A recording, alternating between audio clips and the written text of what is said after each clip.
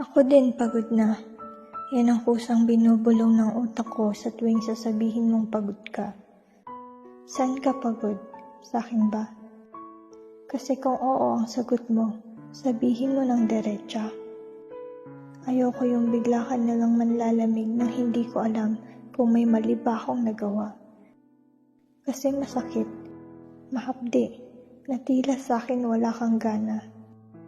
Alam kong pagod ka, ako din kasi pagod na. Pagod na ako mag-antay.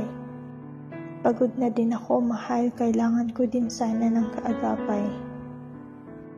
Hindi ko maintindihan kung bakit pati ako ay naging rason ng kapaguran mo.